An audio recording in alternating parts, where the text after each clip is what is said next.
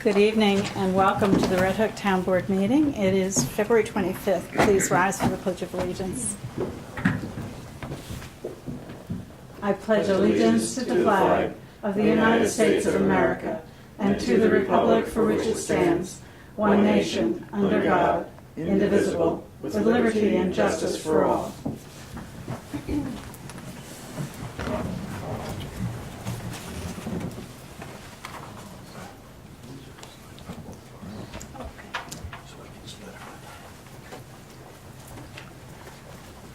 So, I'd like to start with a sad announcement, and that is that Red Hook has lost a very dear friend in the last several days. Paul M. Fredericks has died after a long struggle with illness, and he will be really, really missed in the town and village of Red Hook. I know that some of you will remember we honored him with a resolution fairly recently in November. And Paul served this community in so many ways as chair of boards of this town, of the chamber, of the Edgar Benson Society. He was town zoning enforcement officer for a while. He was engaged in the restoration of the Elmendorf. He was most recently chair of St. Margaret's Committee. He was a guy who has been in and of Red Hook most of his life, and he will be very much missed. He was a familiar figure on the streets of Red Hook. He was well loved by the merchants of Red Hook and the residents of Red Hook. And I would like the town clerk to set aside a page in his memory and ask that everyone who knows him and his loved ones will hold them dearly in their hearts in the days ahead. It's a sad day for Red Hook. I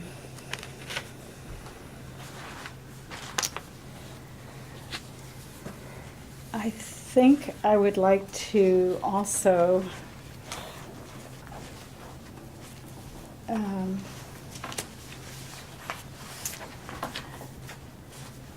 I'd like to thank everyone for the support they have given all of us in this tough winter. We don't say thank you often enough. We say thank you to each other for surviving and coming to work every day, and especially to our highway people who are out there in the cold weather. But we thank the community. It's been a brutal winter, and they have been most gracious and patient. We've had few complaints. We've had wonderful patience on the part of people who are for whatever reason stuck at home, and we thank you all for being great citizens and knowing that there's nothing anyone can do about the weather, but spring is almost upon us. I did want to mention to the board first off that we talked last time about having a volunteer staff recognition night, and I suggested April 1st. But unwisely, because it is Easter week, and I'm afraid with school closed, there will be a lot of people who might wish to be away, families who will want to be with families. So I'm going to ask you just quickly to tell me whether it would make any difference to you if we moved it up a week to March 25th, which would be our regular meeting a month from now. And if you're all going to be here, I think we'll do it March 25th. That's a Wednesday, and we'll say 6:30, and we'll work next week at getting that announcement of a change of date out and an invitation to the various volunteers who really are responsible for all of the successes we have had in Red Hook. We've been busy. We've renegotiated the Royal Karting contract. Ted and I met with them, and that's been accomplished. It's been a bit of a change, not much, but a bit of a change in terms of what they are doing for us at the rec park. They were willing to reduce the fee they had charged to the rec park. A couple of years ago, we negotiated no fee for the rec park. Then they went back to the regular karting fee. They did reduce that. They did agree to stay through the entire 1 o'clock on Saturday, so that people who were at the recycling center could be sure that there would be someone there at 1 o'clock on Saturday. They talked about raising the price of the large bag. They felt that was necessary, but they kept the carting, hauling fees the same. So all in all, Ted and I felt that we have a good understanding with them. There is something that I think I should tell you, and we may decide to look at this, and I've talked with Brenda about it. There is a possibility of going to single stream recycling. That is to say that rather than having things separated as people have been doing, which is a bit of a chore with plastic and glass and metal cans and so forth, all being separated in separate bins, and paper and cardboard. They suggested many towns have changed to have a single stream of those recycling goods, and they felt that it would be a smaller, surprisingly to me, a smaller sized area that would be affected if we did that. They did want us to think about it. I've talked with Brenda, who will talk to CAC about it, and with TJ, and we'll give it consideration. They're willing to amend the contract if we want to change that, but they warned that if we do change it to single stream, they will not be willing to change it back. So it'll be something that we don't have to decide tonight, but I wanted to let you know about it because it was a discussion in our negotiations. And I did reach out to the CAC, and the initial response was favorable. They wanted to look at some of the, like the paper and the cardboard recycling more in detail, see what effect it would have on that. Great. If it encourages more people to do it, that could be a good thing. Mm-hmm. Right. And one of the former CAC members stopped by my office recently and said, you know, it's funny how when you get into this kind of activity, any kind of activity, and you do it the same way for years and years and years, you don't realize that you're getting stale, and that sometimes a new fresh idea or a new fresh way of doing things will enliven people's interests. So I thought that was nice to hear from someone who had been involved for a very, very long time. So we'll be open to that, and Brenda, you can certainly ask to have it on the agenda at any time. The other thing I did was I had to call the insurance company because the ice backup on the roof has caused leaking of this building, and I felt it was significant enough in enough places that I needed to file a claim, and we had the adjuster come. 2 days after the adjuster came to visit and took pictures of every room that seemed to be affected, the tile in my office bulged as if it were a balloon. So it was full of water, and it appears to be where the old building or the original building and the new addition were joined right at that juncture. It's right over my computer area, and so we called him, and he said he had reported it and he might come back. They might not require him to come back, but he was very thorough. He went through everything. He wrote down everything he saw, took pictures of everything he saw, and said he would be back in touch with us. So I just wanted to brief you that if you see staining, and maybe even more staining, don't be alarmed. The adjuster does know about it, and the insurance company knows about it. And that's, there were 2 meetings this week, within the past 2 weeks regarding bridges. One, as you know, we had a presentation made here about the Linden Avenue Bridge, and at a separate meeting that Brenda and I sat in regarding the 9G corridor management plan that is underway with a grant from New York State DOT, it was revealed to us that there will be fewer trees cut on Linden Avenue. They have done an assessment of the trees that need to be removed there in order for the crane to come in and place those bridge girders. And they have marked the trees. They must do the cutting before March 31st in order to meet the need of the DEC and the disturbance of that habitat for the bat habitat. So March 31st, those trees will be cut, or it won't be done this year. So just thought I'd encourage us to feel that it wasn't quite as devastating as it So might they've got have them been. marked, all I have to do is cut them now. They do. They have all of them marked and they write. And the other meeting that I attended, was a meeting in Milan where there will be a bridge replaced, not this year, but I believe in 2016 is the aim for the actual construction. And it is a bridge that you barely notice coming into that triangle at the fork in the road. There's a bridge just west of that light coming into Red Hook.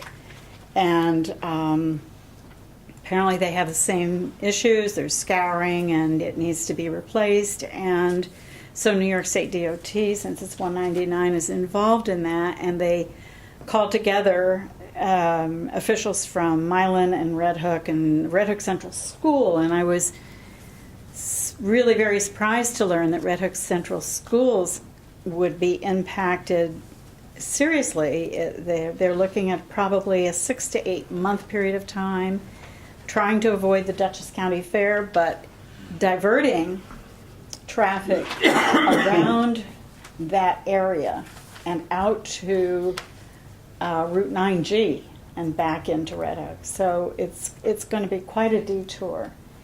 And 5 school buses go into Milan on that route. I was so surprised. I did not realize there were that many trips out there. So that's something to look forward to next summer. I was happy to hear that it wasn't this summer with the Linden Avenue one. It's the one on, being done.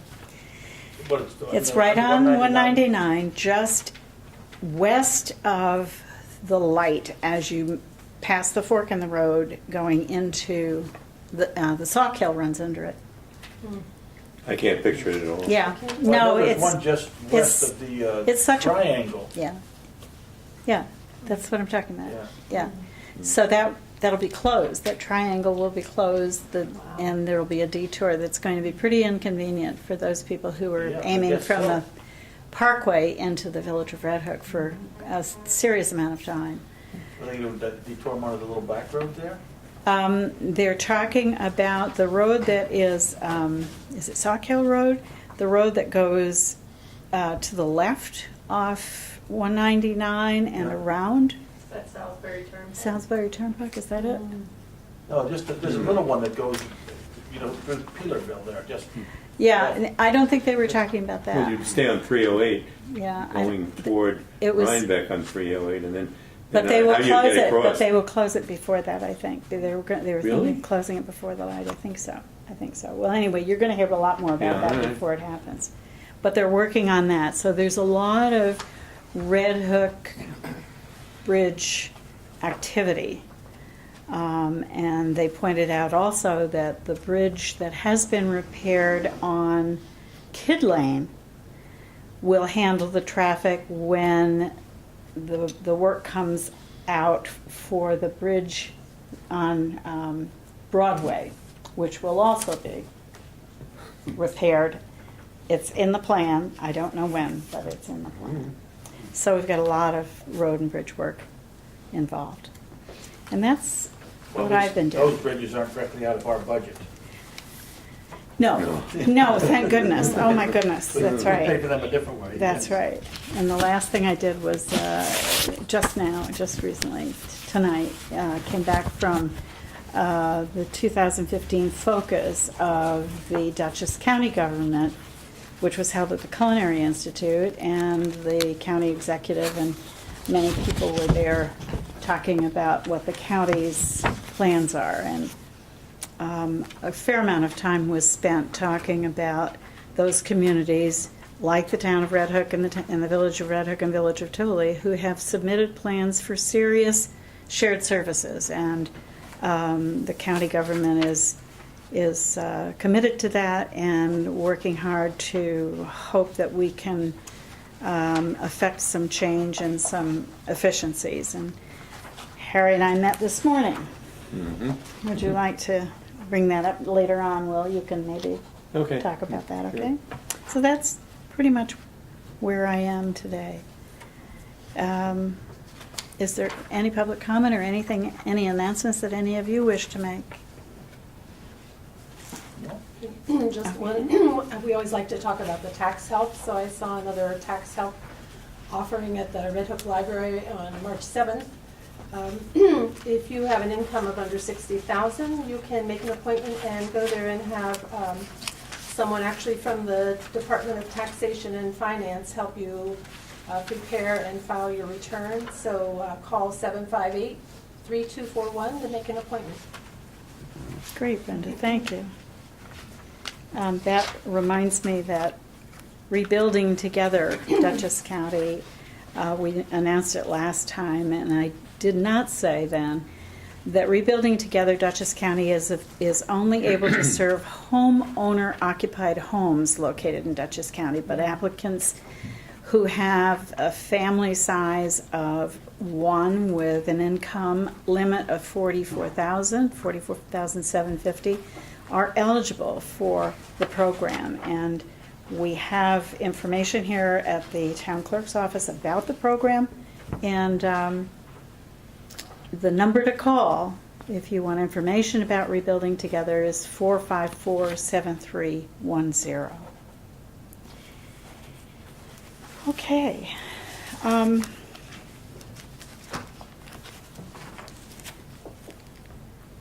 I don't have a full, oh yes I did, here it is. Anne and Debbie have been working very hard to complete the annual report, and it has been filed, so you should be very proud of them for getting that done. It's a huge task. And what you have with you is a little bit of a revised statement. The sum of the statement remains the same. There have just been some modifications in an adjustment to the balances. And attached to it, you'll see the budget adjustments. And I'll wait for you all to find that in your folder. It's at the very back, I think. Yeah, it's a statement of the supervisor, December 31st, 2010. And I thought we'd just reiterate it to say that it's been completed. And also attached to it is the annual report, reconciliation, budget adjustments. And then there is a Ross report. And you will see from that where we are at the end of 2014 with the total of the various funds.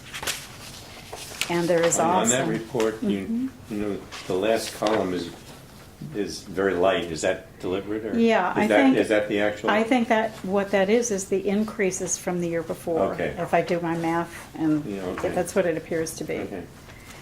So you can all be very, very proud, because we were, as you remember, struggling a few years ago during the really tight period of finance and depletion of values of properties and so on. We really had a hard time with maintaining that fund balance, and now we are back actually better than we've been in quite some time. Jim, do you see that? So That's very good. it really is. It really is. I'm very happy about that, and it will stand us in good stead. So if I may, these are all yours to take with you. And if I may congratulate Debbie Kuhn and Ann Conway for filing on our behalf, I'll read the town monthly statement of the supervisor, which is the final revised statement. To the Town Board of the Town of Red Hook, pursuant to Section 119 of the Town Law, I hereby tender the following detailed statement of all monies received and dispersed by the supervisor during the month. The opening balance was $2,984,722.84. Receipts were $485,615.05. We dispersed $690,285.96, leaving a balance at the end of the year of $2,780,051.93. Are there any questions or comments? Hearing none, I move to accept the statement of the supervisor. The above is a true and correct accounting of the balances shown on the books of the Town of Red Hook and close of business December 31st, 2014. Second. All in favor? Aye. Thank you.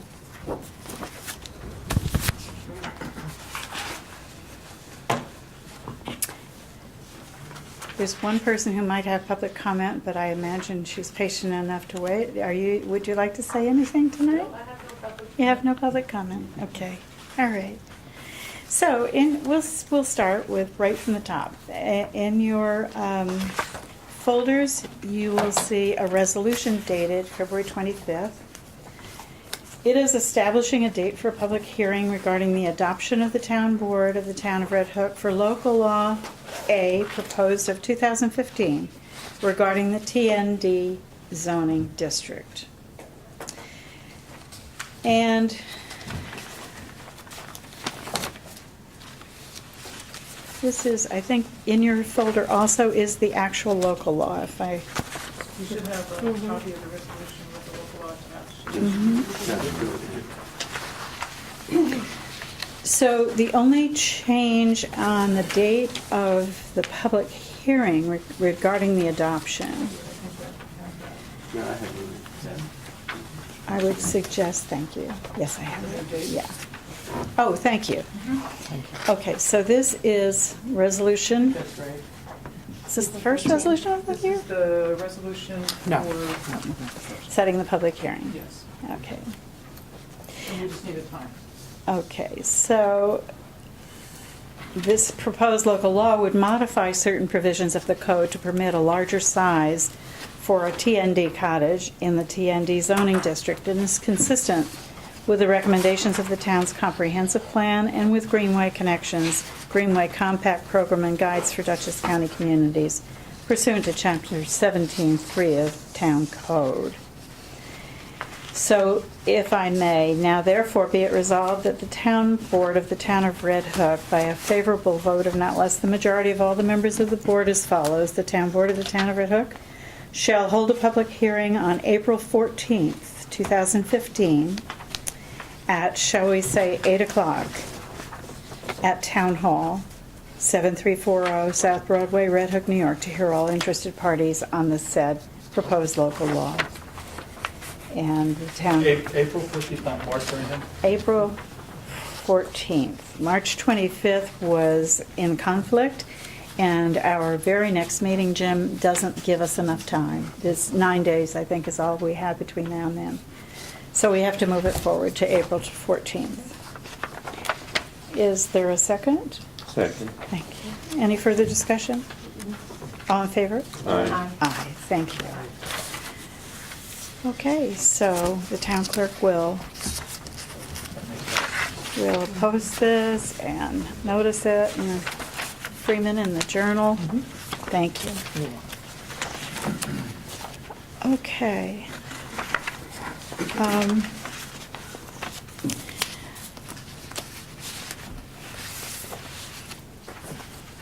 Two more quick resolutions. We do a lot of resolutions for Boy Scouts, particularly Eagle Scouts, but we were invited to attend the Red Hook Scouts, or the Girl Scouts, sorry, the Girl Scouts of Dutchess County Heart of the Hudson Achievement of Gold Award, which is being held on March 7th. And we just felt it would be a good thing for us to send to them a resolution signed by the entire board honoring girls who since March 12th of 1912, when Girl Scouts was founded, have been enlisting for years, thousands of girls.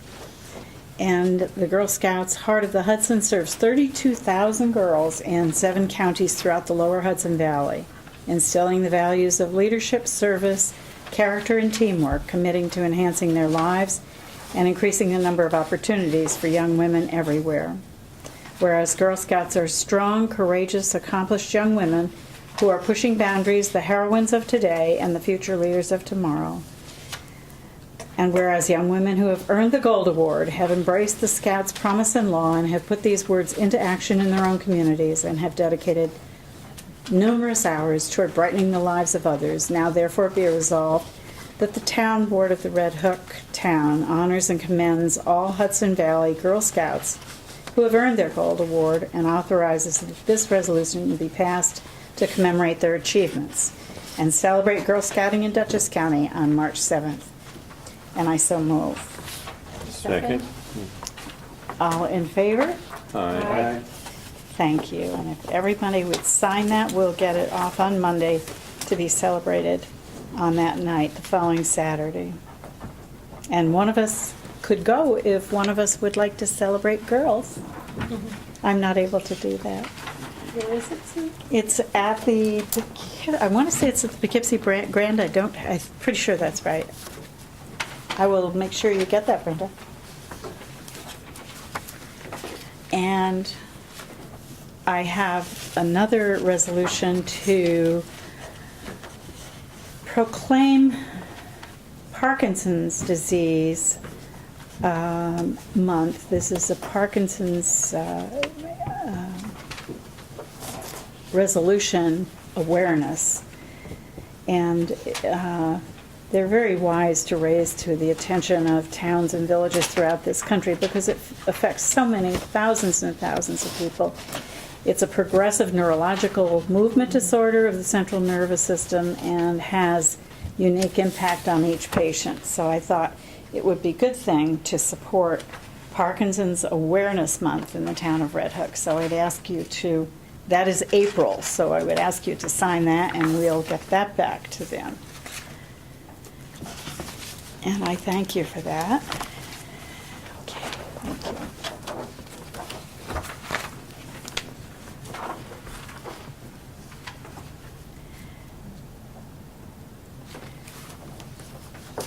And lastly, Brenda and Jim. Do you want to vote on that? Oh, yes, of course. And so if I may have your eye on the Parkinson's Awareness Month, all in favor? Aye. Aye. Thank you.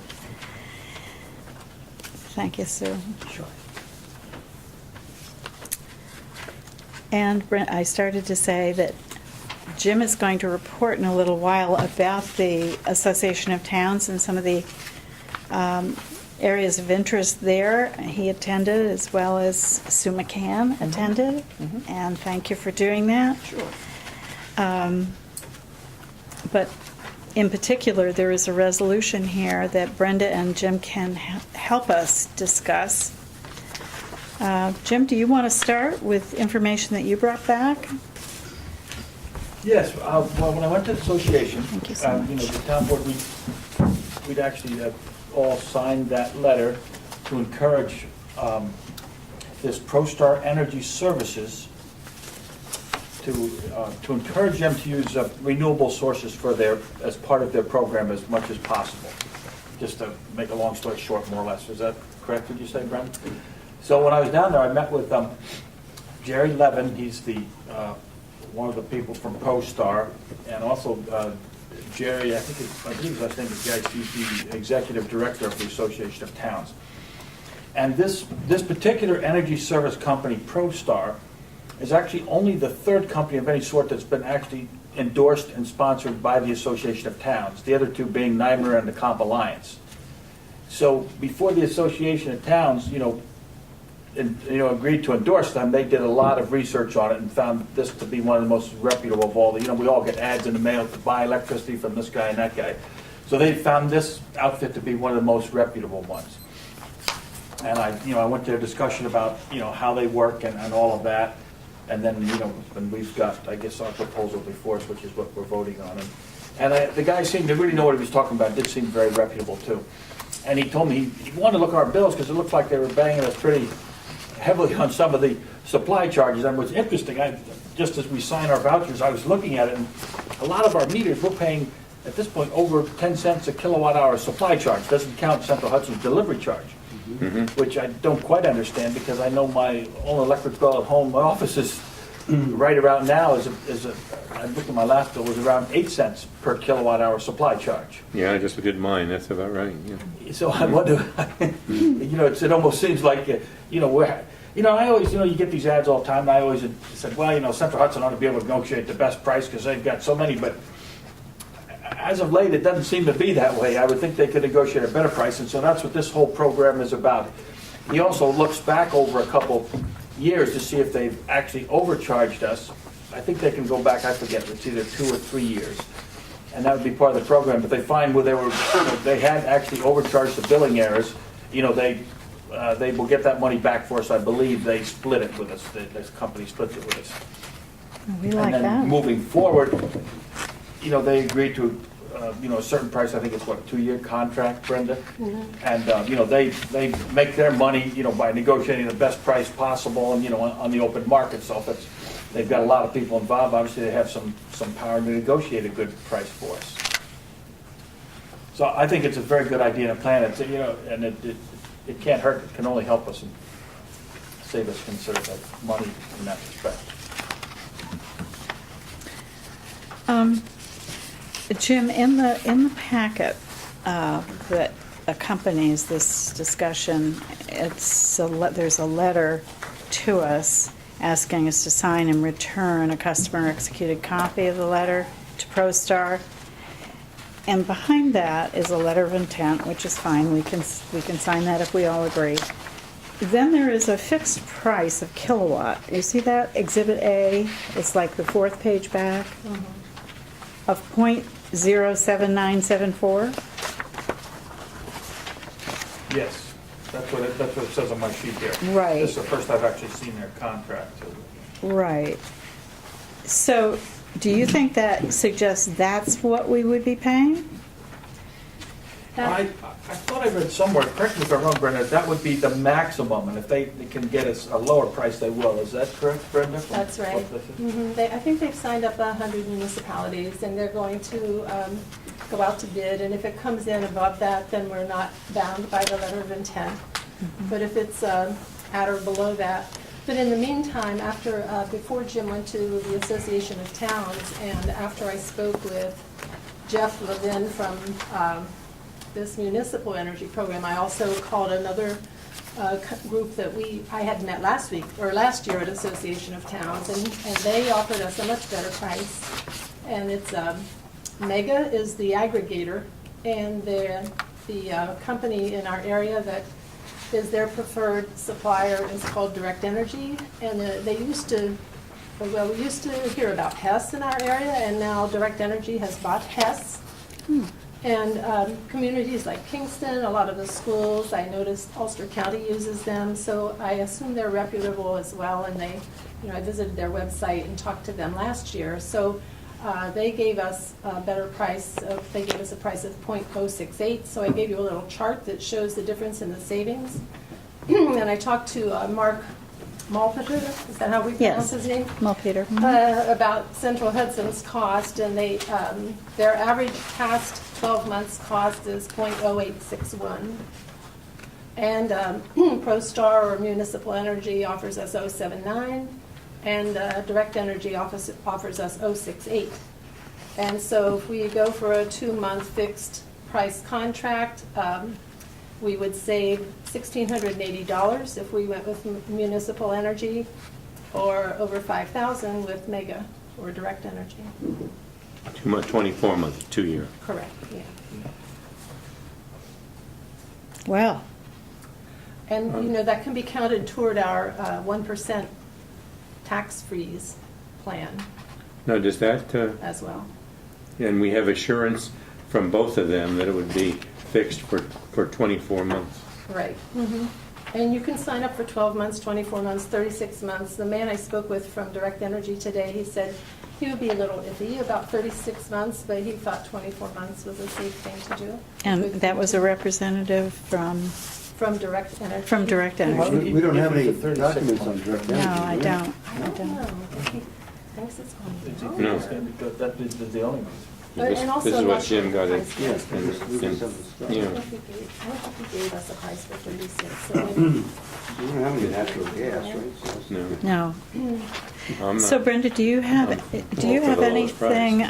Yeah, I'm all for the lowest price too. Do you have any documentation or any similar? I forwarded you what he sent, and Okay. he, and I didn't print it out for you, but I Okay. forwarded it to you. All right. And he said that a contract and some official documents were attached, but I couldn't open the attachments didn't come through. So no, I don't have a contract, but he does.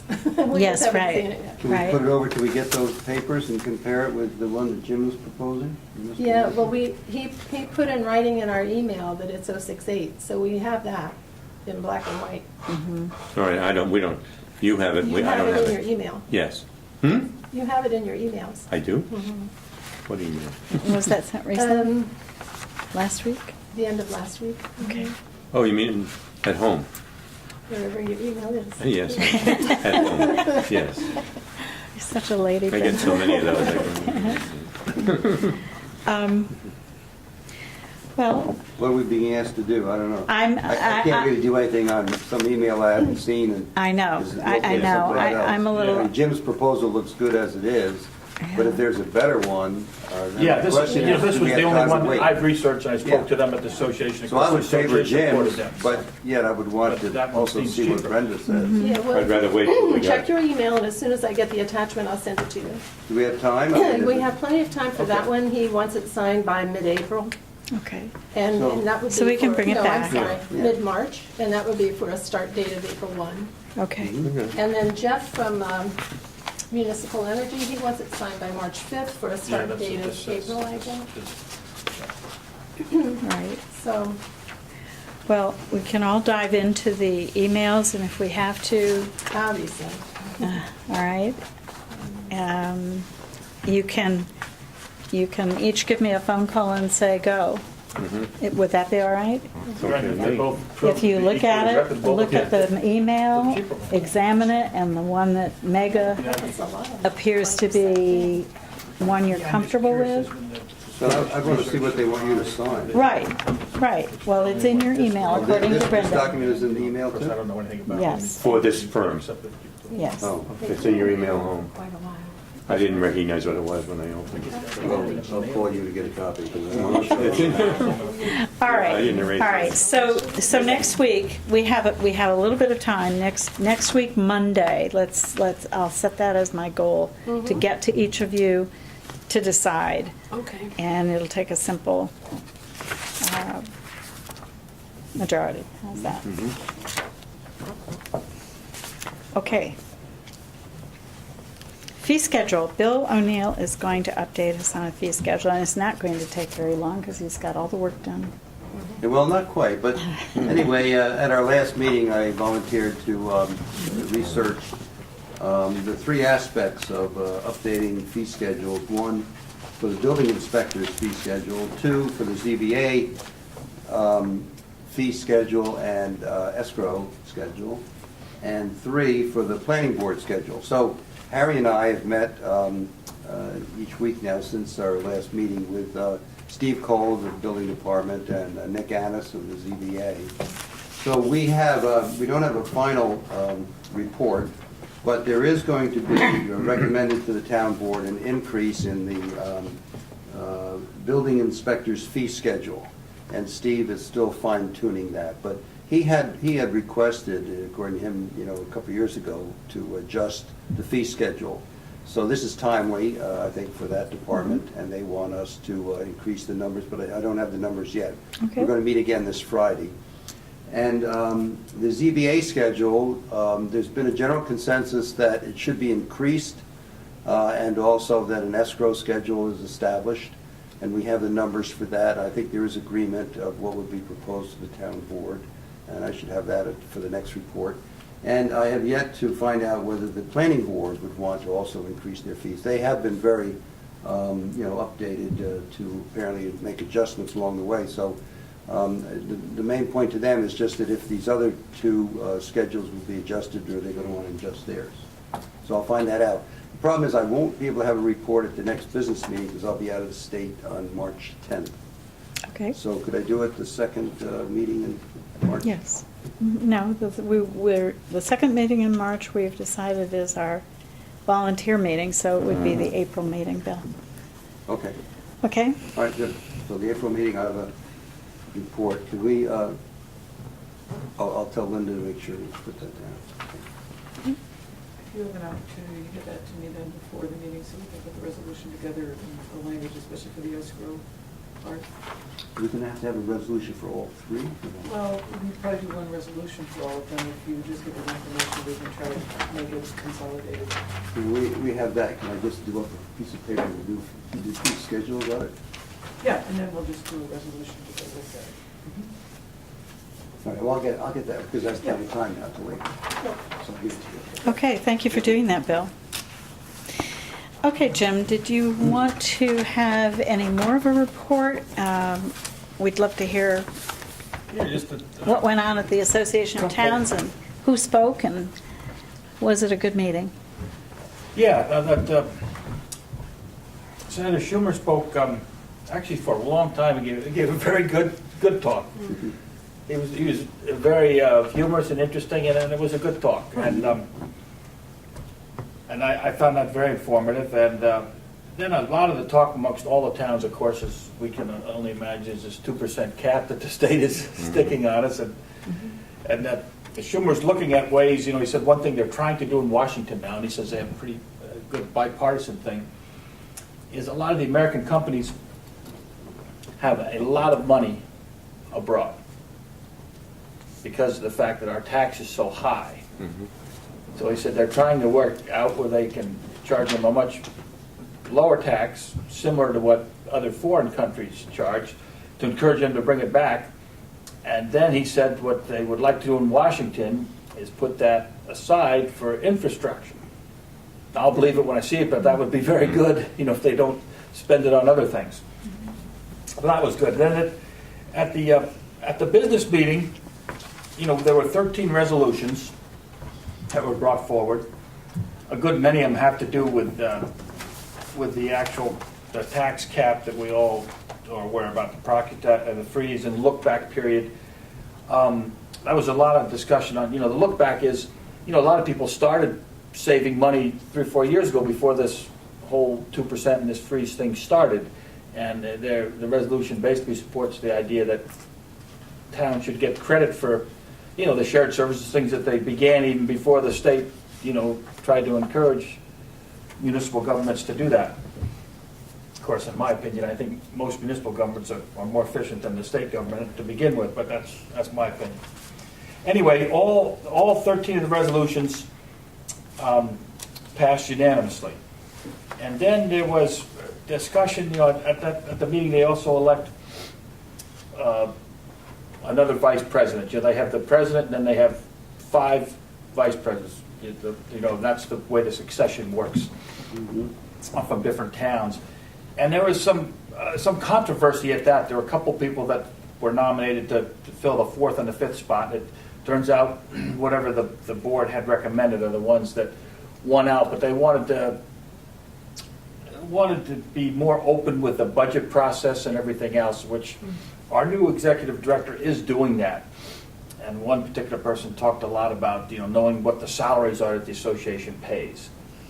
And Jerry said, well, I think they kind of compromise that they'll give salaries that are spent in certain groups, but for privacy, he'd want to give the salary of everybody that works for the association so that they all work in the same office. He said that wouldn't be quite right, but they're going to try in the budget, let them know they're going to spend this much on association of towns, attorneys, and this much on that, not what each individual person might get. I guess a couple towns were harping about, what scrutiny the town budget process is put underneath. With the being an association, it's not put under the same scrutiny, so. Well, it's a private organization, but you can make a That's right. case that they Right. should be just as open as we are. You certainly, you can see it from both sides. I can see his privacy thing, but so anyway, even the controversy was good because it was, it made the meeting long, but I think a lot was accomplished and there wasn't any real battling. And then also there was brought up at the time, how many of them was, let me tell you, there were 21 proposed amendments to the Constitution and bylaws of the Association of Towns. There hasn't been a change in the bylaws since 1993. So they had a committee working for the last couple of years to bring these 23 up, 21 rather, and what it amounted to basically is they passed 10 of them that are just making it gender correct, rather councilman, councilperson, things like that. And then the other ones were tabled till next year where they have an ongoing committee reviewing because they said some of them are the same ones as those.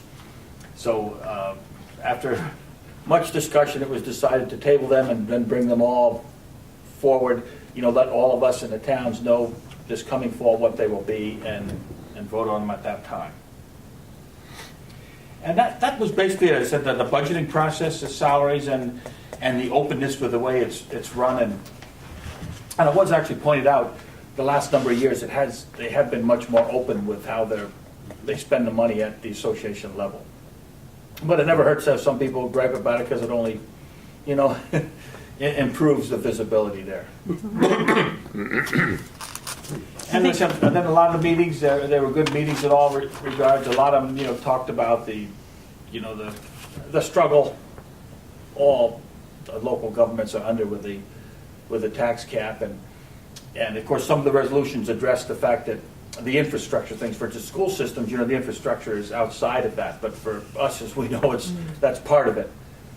So to take a good look at that, obviously towns, fortunately, we're ahead of most towns when it comes to, that. But, a lot of them, if they're going to do infrastructure, what's going to happen to their roads if they can't go over that 2% cap or whatever? So if infrastructure and things like that are outside of that, I think it makes a lot more sense. So we'll see if Albany listens to the resolutions. And when they speak of infrastructure, do they also take into account the infrastructure of the actual physical plant? So that if we need a new furnace, which I expect one day, not in the too far distant future, we will. Is that considered outside of the scope, or is that? For us, no. It's not, right? It's No, part of our it's all- capital expenditure. It's all part of it, yeah. If we have to I put a find new that- boiler or a new roof or a new anything like It's- that, it's right, as it is right now, it's, Yeah. and think about it. That's Right. that's significant. And it's often unavoidable. Yeah, absolutely. I would say, I feel as though we're ahead of the curve with a lot of the investments we've made in the last several years. Yes. And they're amortized, so those things, they'll be, as they diminish, will be in better and better shape. And we're feeling the strain. Unfortunately, not as bad as some other towns as Yeah. far as what we'd like to do on our roads and everything, right? So, Well, I don't know of any municipality that has the proper budget amount for their road program.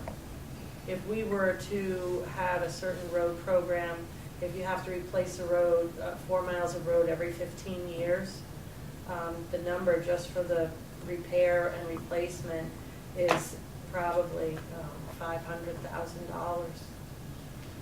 So, And that right there would more Red than blow Hook is better 50%. than most Yeah. because we've had a lot of money invested in the past in our roads.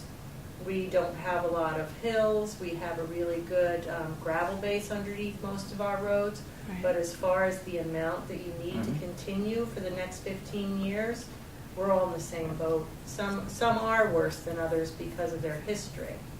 But I wouldn't say that Red Hook has a robust road maintenance program as far as the funding for it. And it's something that we've been adding to slowly, but in order to get it up to speed, it would be impossible to fund it with a 2% tax cap, a 10% tax cap. There's a lot of money missing there, and it's going to show up as time goes on. And you know, there's gonna be a lot of complaining this spring, because let's face it, you drive down any state road, you know, Oh, yeah. you know, and when that frost goes out, we know what we're gonna be dealing with. Yeah. The frost is holding the potholes together. Exactly. To replace 1 mile of road with 2.5 inches of blacktop, and that's not doing any major rehabilitation, is about $125,000. How many miles?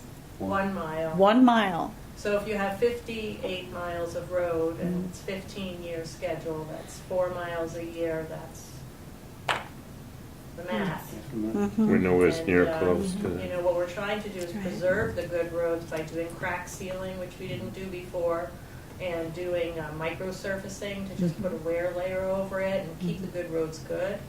But it's gonna catch up at some point if Mhm. there's not more investment in the infrastructure. And that's why Right. all these people are concerned and screaming, because they gave us CHIPS money last year for the pothole repair.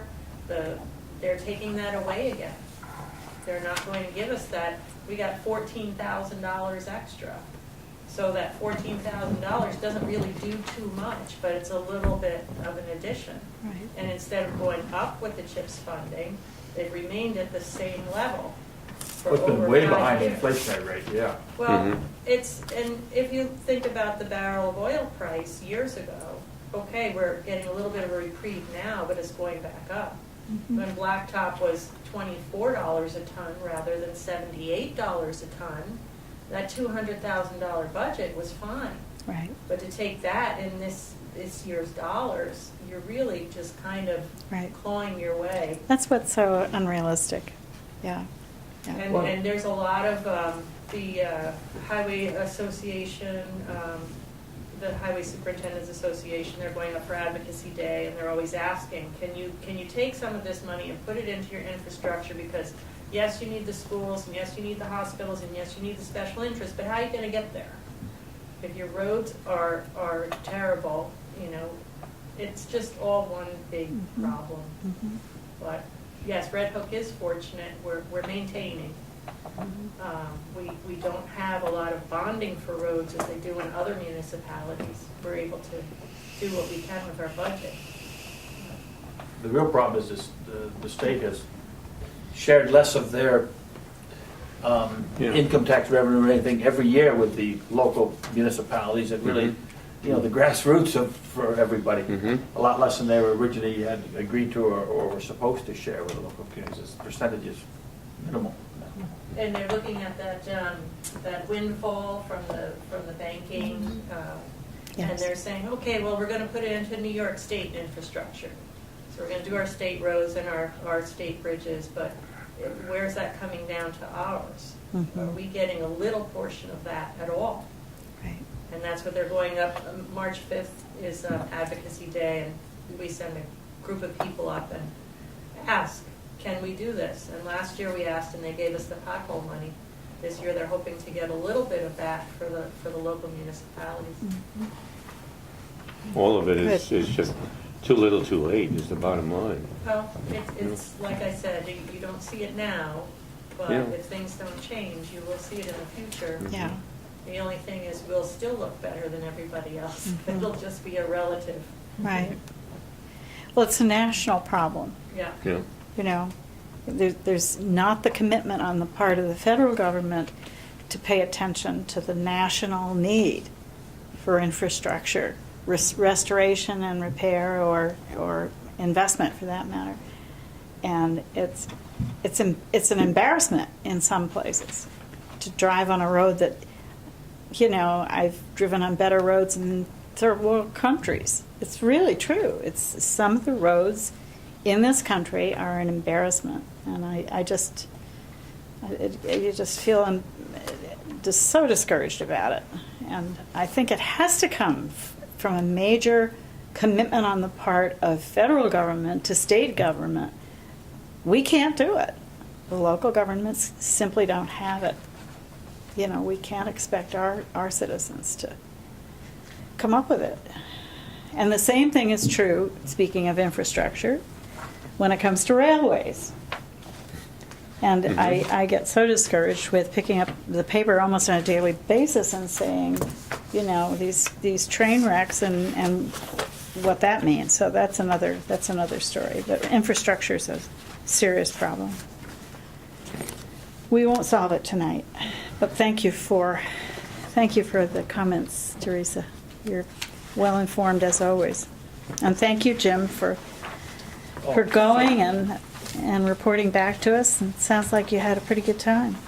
Yeah, it was busy. Yeah, Busy. yeah, it always is.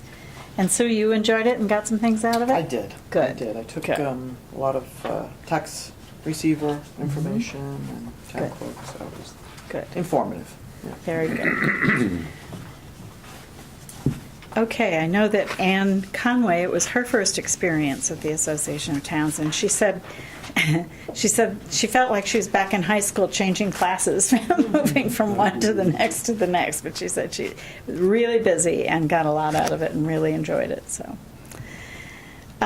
speaking of that, leads us to the next topic, which is the first draft of the employee handbook. And I believe you each have a copy in your folder. Is that true? I hope. No, I don't think we got it. that's No. true. You don't have it? No. Okay.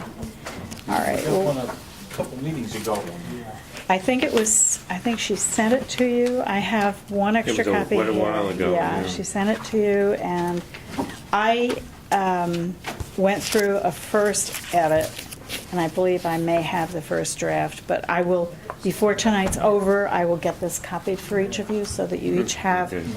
in your hand when you least expect it, that you have time, you can read the employee handbook. She did a wonderful job, and it's I something did. that we've needed for a long Glance at time.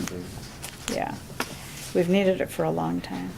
Okay, let's move forward then. I will make sure you get that tonight. In fact, I believe this is an edited copy, and I'm going to give you that just so both of us have one. Okay. Okay? Yeah.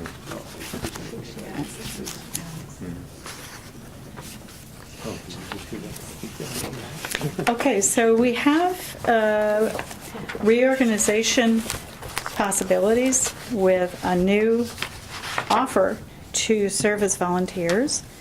Brenda, do you I have that minute. want to do that for us? Sure. Dear town board members, we are interested in serving on the Town of Red Hook Tree Commission. Linda Keeling suggested that we send a written request to the town board. Please let us know if there are application forms or other requirements. Thank you for your consideration. Sincerely, George Michael and Kathy Michael. And it's kind of interesting, the tree committee has gotten really popular all of a sudden. Well, it's always been popular. But anyway, there are more applicants than vacancies. And there's even another interested person besides this. So Nancy wanted everybody to attend the next meeting in March and take it from there. Good. And I called the Michaels just to tell them what she said. Mm-hmm. And they will attend that? They're interested in Well, attending that I just left meeting? a message. The Okay. Michaels would be good picks. Yeah, And they're sure. both Good. retired, they have a lot of time to help Yeah. Nancy work. That's with it. great. They get a lot of experience when it comes to stuff. Does anybody like that. remember how large is that tree committee? Actually, Five there's members. Five. Members. Oh, We have that's- one vacancy at the Yeah. moment. It doesn't seem like a Five very isn't large very committee, many for does that, it? really. And I think it's by code, though. so- Is it? Yeah. It's by Really? I code? think, isn't it? In our local Really? code, I think. Well, remember that you had quite a few different tasks for that group, and the, sort of the volunteer aspects and the, so forth. Could certainly use any number of people on the committee, but Yeah. for purposes of the adoption of a set of procedures and development of a plan, that was something that you wanted people, a reasonable sized board. I see, okay. So, but, there's no reason that you can't have other people involved in Right. the committee. Right. To do the work, to do the volunteer work. Mhm. and all that. You So could use I think a bus full of that- people when those work days. Absolutely. Right. So, Okay. And Nancy would also, I know they would like us to adopt the forestry management plan sometime soon. I think it's ready Good. for adoption. Do we have a copy of that? It's on our website. Okay. I believe, and I'll make sure you get hard copies. Okay.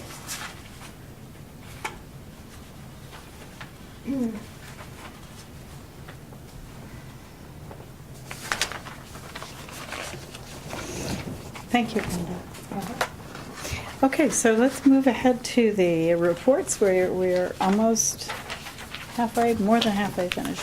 Is there anyone who there is no ethics board report, I feel certain. Is there a planning board report? No. Is there a zoning board of appeals report? Yes, I have one. Okay, The ZBA canceled its meeting on Wednesday, February 11th. One of the applicants withdrew their application on the February 11th date, so there's no public hearing on the agenda.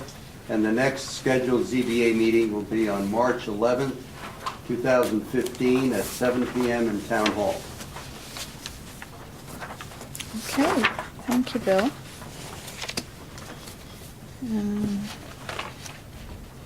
Okay. Great, and there is no planning board report.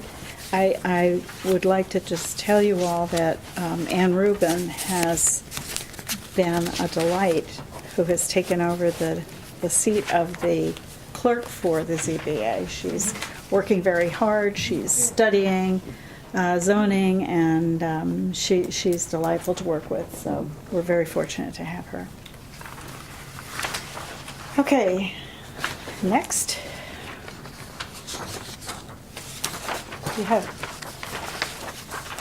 We can call out anybody who has a report. Has anyone got animal control? I have none. Nothing? Okay.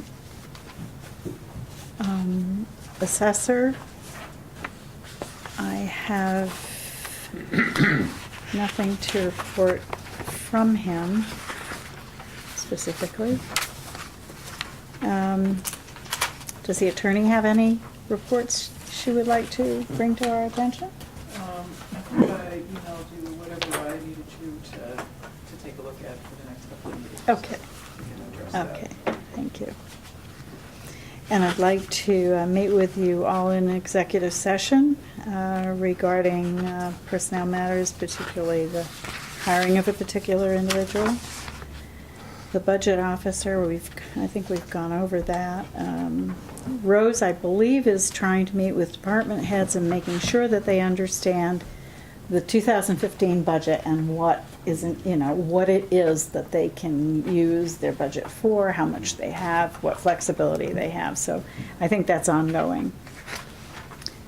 There's a grant application a grant award from Greenway. And the only evidence I have of it is that it was announced in their newsletter. We cannot find, they say they have sent the actual award letter to us, Which one? the Greenway and Trails.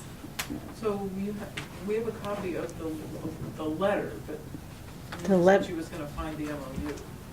I Can't find I anything. thought she just sent you the letter.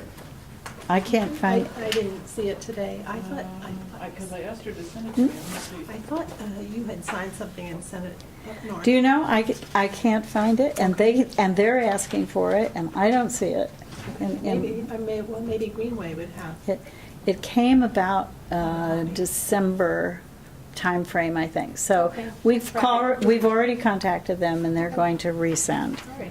And it could very well be a period of time when things were not going easily for me. I could very well have done that. I could have done it. It'll be I fine. probably did it. Highway, Teresa, do you have any I don't report? have a report, I just have a question. If you had a chance to review the tentative snow policy document that I sent? Did you even get that? Okay, I'll make sure you get it. It's a document that addresses some of the issues that we have during the winter season, such as mailboxes, garbage cans, and parking, and the time that it takes us to get out to the different routes. Just like an overall, other towns have adopted this policy as a reference tool for residents. It can be put up on the website, so. And I think it represents, I haven't seen this particular one, but we've discussed it, I think it represents some sort of existing policy, just trying to make sure that we put that in writing and make sure that everybody's aware in terms of what happens when you hit a mailbox, that sort of thing. Mhm. Giving people some information about that. People's So- responsibility to clear their driveways and all of that. So, Yeah, I thought I had emailed it or brought it up, but if not, I will find it and send it again. Doesn't have to be, we're almost at the end of the season now, but it may be something to consider for next year. I think I did see it, and I just thought it was a matter of information. Well, it would be something that you would want to adopt. Okay. All right, so I'll look for that, Teresa. It's kind of a winter policy. Yes, just so that we have, if people are. Practices and policies? Yes. Okay. Okay. Thank you, Teresa. Anyone have any questions? How's the heat working? The heat is working well. We did buy an igniter Yeah, I saw the. as a replacement, and we did replace the igniter. And when we purchased the new igniter, it looked slightly different than the old one, and we were told that they may have been having a design flaw issue with the old style. So it was good that we did replace it, because the old igniter went as soon as we bought the new one. So we did that in-house. It was, $70 or $100 part? Something like that, so the voucher. We did get a backup, and the heat has been working fine. So you have one in the boiler room as inventory to replace as needed. Absolutely. And we can because replace it easily. That's the only part that's ever going Yeah. on that boiler. And in talking to the people who have given us this part in different supply houses, they say that Triangle Tube has a very good reputation and it's a good boiler. So this may be the problem that we've been trying to solve. They've solved it for So So themselves. they changed the design of the igniter a little bit. Mhm. Oh, that's wonderful to hear. Mm. So we're hoping that, other than that, we haven't had any issues with it. And we did lower the heat Right. in the garage bay to 55 and the storage bay. Yeah. And we keep the mechanics bay at around 65. Mhm. So we'll see at the end of this season, because it's been as cold as last year, what the savings I'll are in the propane usage. As Yeah, cold it's as a been a pretty good century. test, I think. So it'll be good, That's it. yeah, that'll be two good winters to compare. If we're saving money this winter over last winter and it's colder this winter, then it's a good situation. We're gonna save money regardless because the price is better this year than last year too. You Well, can that's- go by gallons, Yeah. and you can see Yeah. the usage, so. That's really good news, because our engineer recommended that we get through this past heating season into the spring before we signed off on the bond that we have. So it'll be nice to be able to say, we're safe and home free home on a winter like this. And I know that the contractor will be happy to have us do that too. So that's great. Okay. Police, I believe we have a Red Hook Police report, and it is for the period January through the end of January. There were 80 incidents reported, 4 arrests, and 30 tickets issued by the Red Hook Police Department. And I don't seem to have one from the Sheriff's Office, but I have a Justice report from Jonah Treebwasser and one from Jeffrey Martin as well for the annual report of the year 2014. And the total of fines issued or accepted was $35,308 for Jonah Treebwasser. 19,500 or so were fines. There were civil fees of $718 and surcharges of $15,043. In the case of Justice Martin, his total was $46,000 with fines amounting to $27,081. Those surcharges really add up. That's a state surcharge, isn't it? Mhm. More than half of what the fine is. Did you look at the surcharge when you buy So- a new license plate? No, I didn't. Mhm. Should I? I used to spend $10 a year on a license plate for my trailer, and it's now something like 40 some odd Oh, dollars. my goodness. All the rest of it is surcharge. You rent a trailer for less than that. Really? Twice a year I use it. Harry, do you have a purchasing report? I do not. Okay. Brenda, where are we with the RFP for that grant that you were looking to get an RFP out of? For the trails. Uh-huh. I think the RFP itself is finalized. Chris is adding the legal portions. The contracts into Ted. And Okay. waiting on Ted to get back. He should be back tomorrow, as best I know. Okay, good. Thank you. Recycling, Brenda, have you anything on that? I have nothing. And water department, I think, Jim, that's yours to do. I got Ted's report here. Normal pump is 77,000 gallons per day. In this January, we pumped 73,000. Well, two, we've got the stats on that. The water level is 40 feet above the pump when resting and 32 when running. We don't have them on well one because I lost the measurement ability when they replaced that pump. But that'll be taken care of after the well is rehab, which is on their plan for 2015, that, is for, in the pump house, replace the portion of the pipe that goes through the floor out to the water main. Remember, Ted's spoken for a year or so that those are getting bad and they need replacement. You mean Hank? Yeah, I said Ted, didn't Mhm. I? I mean Hank, you know who I mean. Yeah. We do. Thanks, Sue. That's okay. And they're gonna start the preliminary investigation into rehabbing the well. The well, they put the new pump in, it's still yielding more than we need, but its yield has diminished, and it's felt, a high capacity, high use well like that sometimes.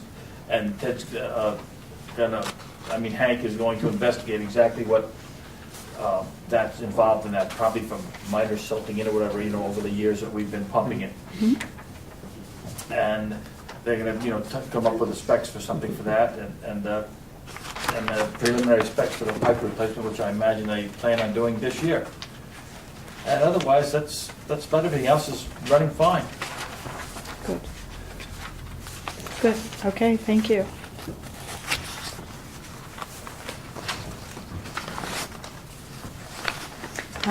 So committee reports. Bill, do you have anything from the Ag Committee? Yes, I have kind of a lengthy report.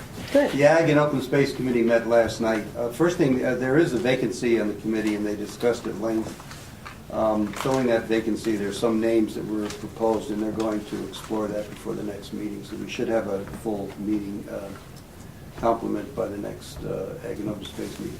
Mm-hmm. There was a letter received by the chair of the Ag and Open Space Committee in Red Hook from New York State Agricultural Society, but it has to do, and they asked me if we could make it public on Panda at tonight's meeting. Good.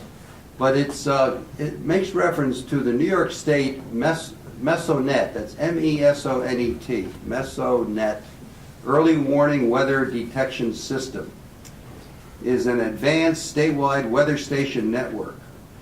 This network will be the first of its kind in New York and will consist of up to 125 surface weather stations that will detect weather phenomena across the entire state. This weather detection system will provide federal, state, and local communities with access to high-resolution, real-time data and more robust predictive models. The system promises a new generation of local weather observations that will support more accurate, more precise decision-making in agriculture, emergency management, energy, ground transportation, and aviation. For example, localized soil, moisture, and temperature data will improve irrigation efficiency, and various pest models will be much improved with more local data inputs. So there are already a couple of farms in the town of Red Hook who have participated in this type of a weather warning system network. but they're a little bit outdated. So this is apparently a new system that's being implemented. So the New York State Mesonet is now beginning the search for permanent site locations. Each site consists of a 33-foot tower centered within a 33-foot by 33-foot plot of land. To ensure the highest quality of data, each station must be at least 300 feet from the nearest obstacle. So this is a 33-foot tower surrounded by a 33 by 33-foot parcel of land. It's got to be 300 feet from any kind of a structure, trees, or anything like that. It's got to be in the middle of a field. Something like that, yeah. So the Ag and Open Space Committee would like to invite anyone who's interested in hosting a Mesonite site to please contact, and I'll try to do this carefully, Dr. Gerald Brodsky, Brotzge, and the email address is jbrotzge@albany.edu. And the other website is http://nysmesonet.org. So on behalf of the Ag and Open Space Committee, I wanted to make that announcement. The other thing that the Ag and Open Space Committee requested is a twofold thing.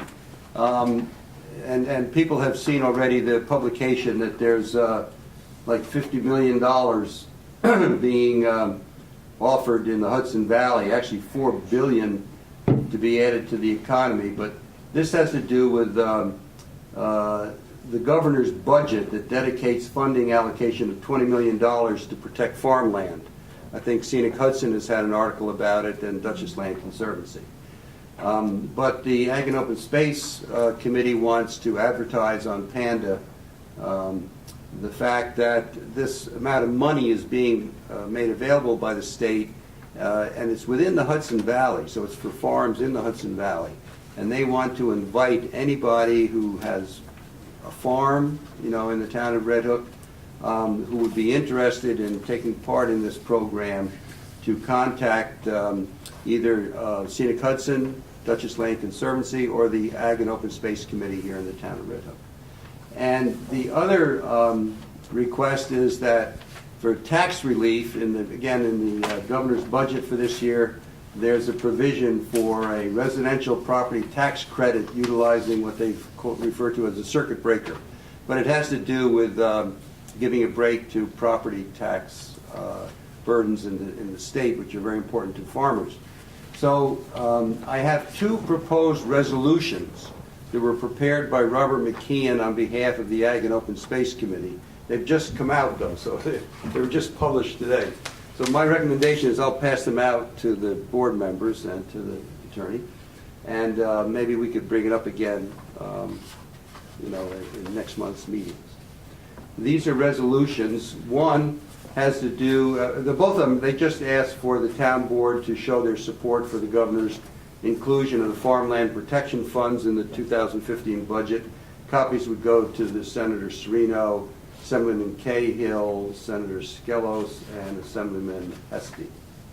Is that the $20 million? That's the $20 million permanent protection of farmland in the Hudson Valley. For PDR kind of thing? For PDR, it's another revenue source to complement like our PDR program. But the point, I guess, of the farmers is that, unless you step up and apply for it and make it known that you'd want to take part in the program, that money may be gone, by the time the budget is The circuit breaker issue is one that I have no way of knowing how to react to that, because I don't know the implications on the average taxpayer in Red Hook. I don't know enough about it to know whether to say yes or no to a resolution like that. But I'll be very frank, somebody's going to have to do some education. Okay, but I'll provide these. I told him that I would make it available to everybody to be thinking about it.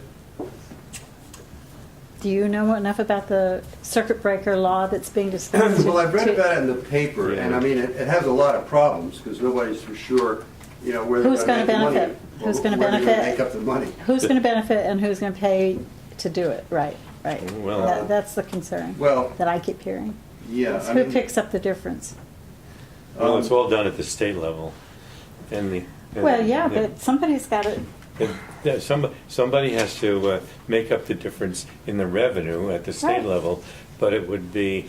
that's your but it would taxes put- and mine at work, right? Well, like, yeah, except that, the lower income people, particularly seniors, would benefit substantially with their property taxes. So, Well, that's what needs to be explained, I Yeah. think. You know, yeah, it's based on income. If people of the lower incomes would be subsidized with their property taxes. and do we know what that income level is? Well, I think it was under $60,000. And then there was a sliding scale, I believe, from what I've read. Well, that's the kind of detail that I would need to Yeah, know. I think it'd be wise to have that detail and say. Excuse me. So this is just for the here- town board to consider. Mm-hmm. If you read through the proposed resolution, again, it just suggested our support for the proposal, but it's whether it's going to pass or not is another issue, really. Yeah. That's not like, Here's a number right here in one sentence. yeah. It says, would provide a tax cut for approximately 2 million residents, including an average of $1,189 for Hudson Valley residents, whose incomes fall in that lower category. I don't see the category though. Well, it's right here above it. I didn't read the previous paragraph. A substantive relief in the form of an income tax refund of 50% of the amount of property taxes paid by residents that exceeds, if the tax exceeds 6% of household income, Mm-hmm. they would receive a tax refund. A maximum of $2,000 credit. I just have to see the math on that, Mm-hmm. you know. Okay, all right. I think the maximum credit is the controlling factor for these, so I think that's where you Yeah. get the 60. What's the $2,000 with this? Yeah. Right. Well, it depends on how But many. in the Hudson Valley, they said that would average out to $1,189.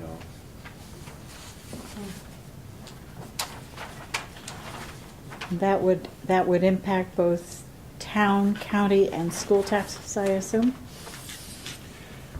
Well, not the school tab, that's a separate one, right? This is just. I don't know, that's what I'm asking. Well, Residential property taxes, I would assume, include both. school. yeah. And so if you're going to reduce a school tax by 50%, it's going to impact, right? With a maximum of $2,000. Right, benefit. Right, I understand that, Yeah, but mhm. that may be a large impact depending on Yeah. how many people. It could be a large impact in our town, that's for sure. Right, and that, I mean, I would need to know the numbers. Yeah. I just think, that I would need to know the Now, impact. there's a proposal to come from the governor's budget, correct? Is the governor? Yeah, these Yeah. are contained in the governor's budget. Yeah, I read an article about that in the paper. It's been talked about for Yeah. years, but it's never passed. Mhm. Okay, we can think about it and discuss it next time. That's fine. Thank you, Bill. Is that it, Bill? For the Ag and Open Space, Uh-huh, yep. okay. Community preservation, farmland protection, I don't think we have anything on that tonight. Conservation Advisory Council, Brenda?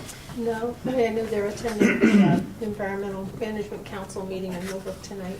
Good, great. Design Review Hamlet?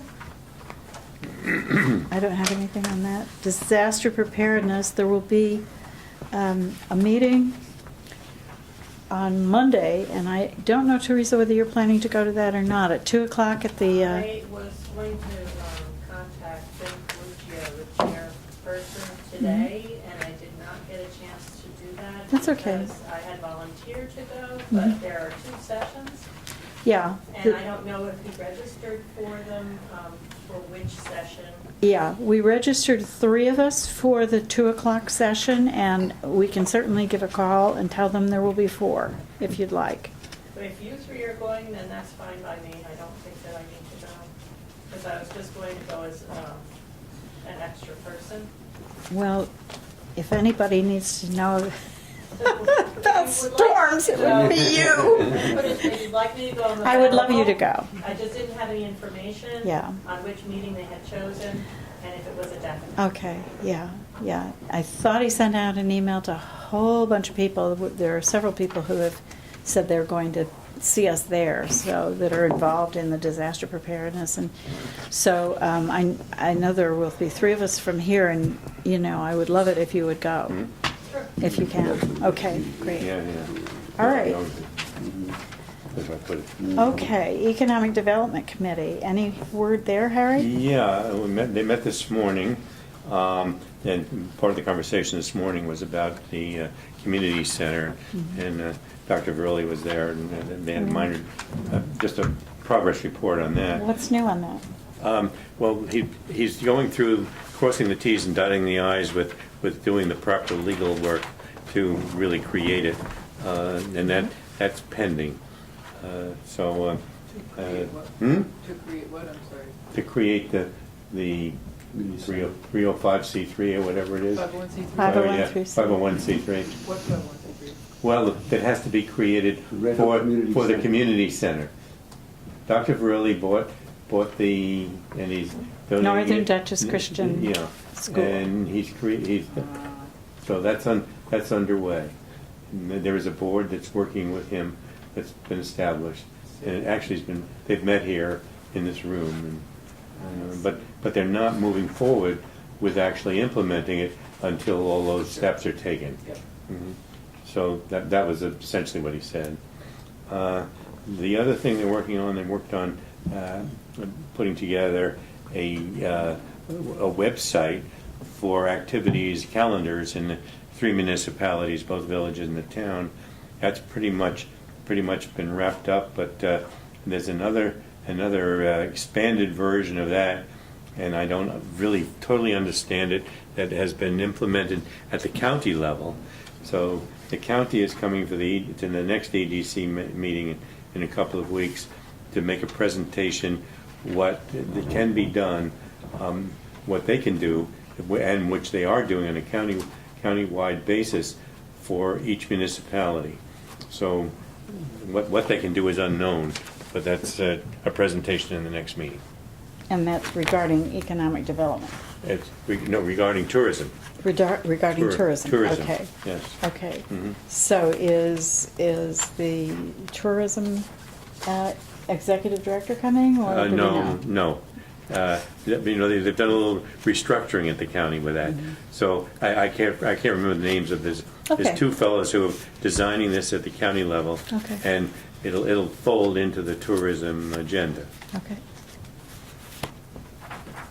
All right, good. Panda. Anybody got anything on Panda? Recreation Committee, Harry, do you have anything on that? No. The Monday, every Monday for the last couple of Mondays when they had a meeting, there was the world was coming to the end with snowstorms, so the meetings were canceled. But John is doing a lot of preparation for getting things up and running in the spring. I can let you know that I was in touch with Rich Messer from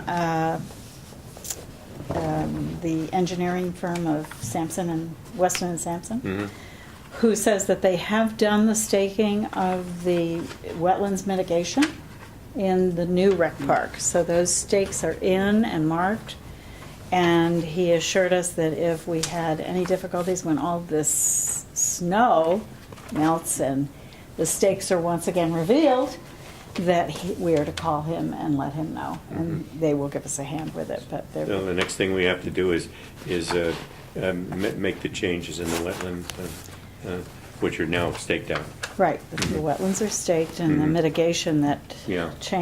that was in lieu of the wetlands that were affected have been staked.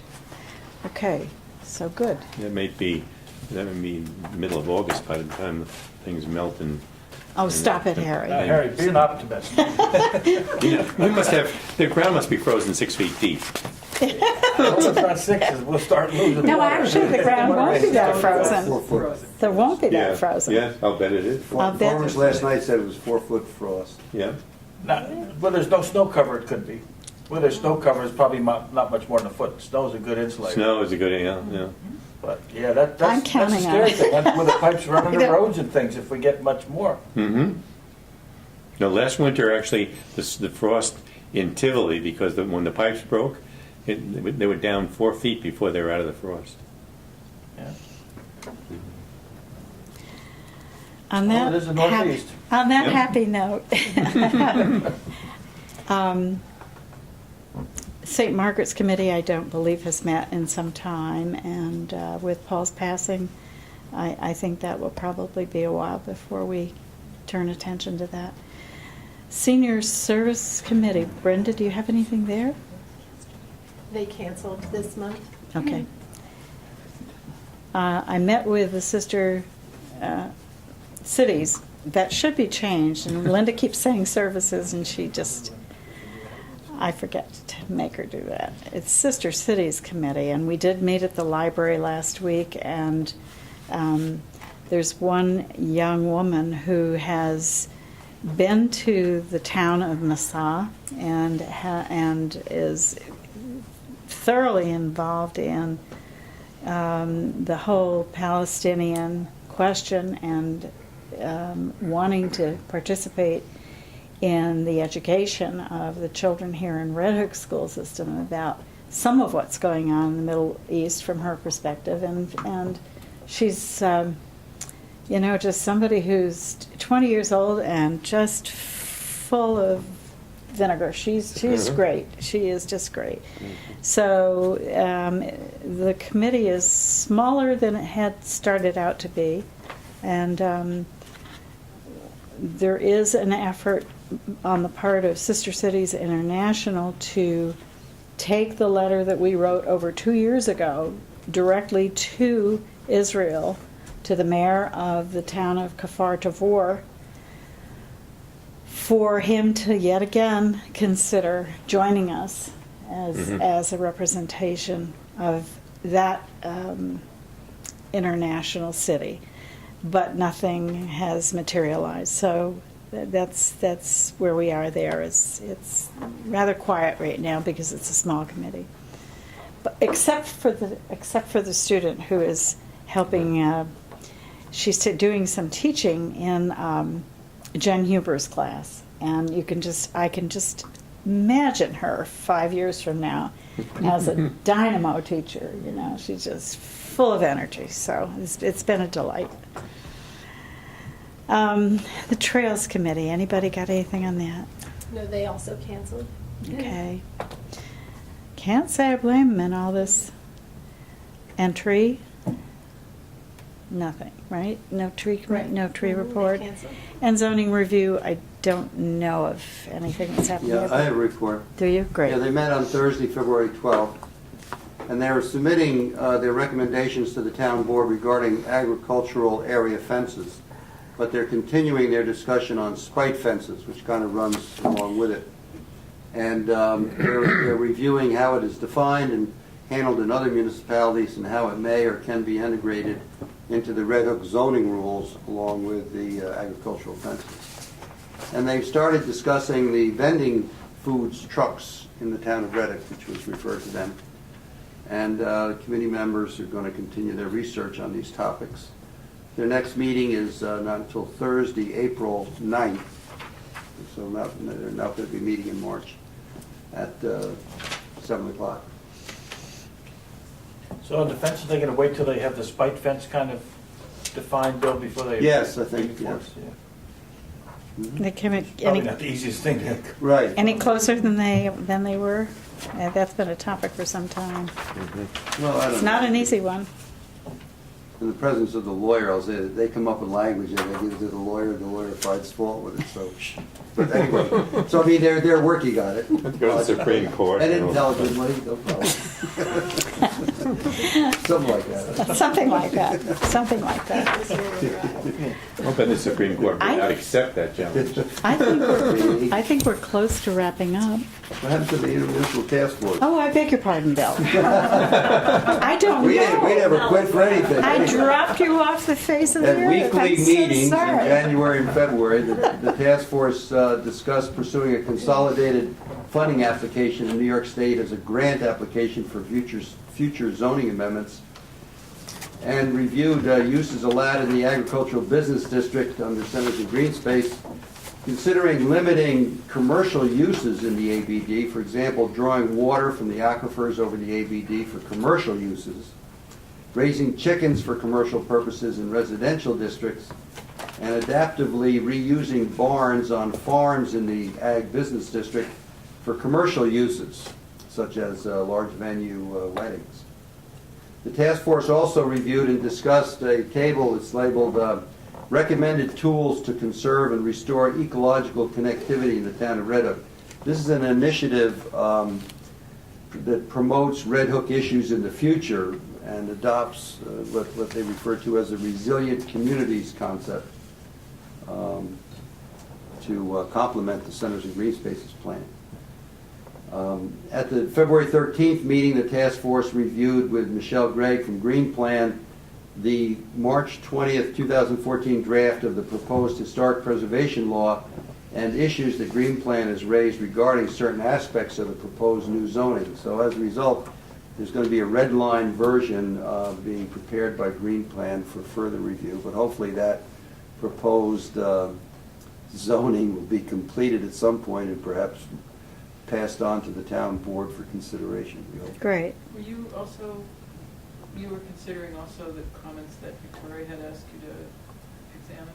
Yeah, and her memos that go back a couple of years. Yeah, we're still working on it. Okay. Yeah, we have. So, consolidated funding application, raising chickens, barns for weddings, resilient communities, and historic preservation law. Yeah, all Is there anything else? smorgasbord. Yeah, I was going to say that must have been a very busy meeting. You certainly know how to mix them up. Well, that's for 4 meetings, so I just Oh, okay. summarize all 4 Okay, meetings. I see.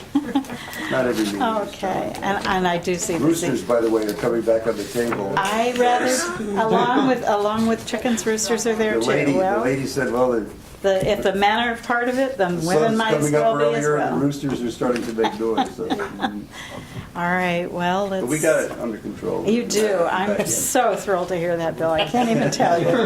It just warms my heart on a cold winter night to know that you're in control. Chickens and roosters, because I just don't know what to say about it.